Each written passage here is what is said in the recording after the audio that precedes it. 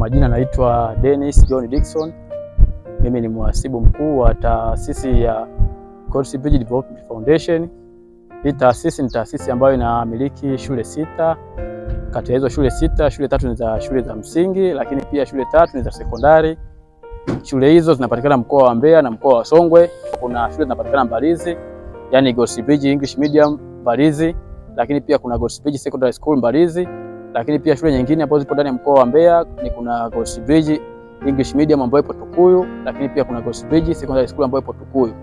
Tukuyu nadhani ukifika KK pale njia ya kwenda magereza ndio shule hizo zinapatikana. Godsbridge English Medium ambayo inapatikana Vwawa, lakini pia kuna shule ya Godsbridge Secondary School ambayo pia inapatikana Vwawa. Lakini pia mbali na hizo shule, Godsbridge Development Foundation inamiliki chuo cha afya ambacho kimeanza mwaka huu, nacho kinapatikana mkoa wa Songwe, eneo la Vwawa. Kwa hiyo nawakaribisha wazazi na ndugu wote ambao labda una ndugu yako, una mtoto, tunawakaribisha sana kwenye shule zetu hizi. Unaweza ukachagua wenyewe kulingana labda na location yako. Kama nilivyosema, tunapatikana Mbeya na Songwe, Mbalizi na Tukuyu kwa Mbeya, lakini kwa eneo la Vwawa mkoa wa Songwe. Shule zetu za Godsbridge zinaongozwa na misingi ya kanisa la Kiadventista la Sabato. Shule hizi zipo vizuri sana katika kuhakikisha wanafunzi wana maadili mema, lakini pia ukiachana masuala ya maadili, tunahakikisha pia ufaulu unakuwa vizuri kwa wanafunzi.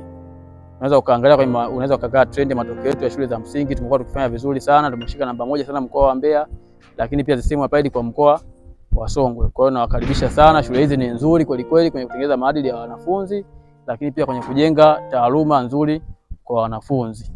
Ada zetu ni nafuu sana na zinalipwa kwa awamu 4. Kwa hiyo mzazi usiwe na wasiwasi kuhusiana na habari ya malipo ya ada. Tunawakaribisha sana Godsbridge. Karibuni sana.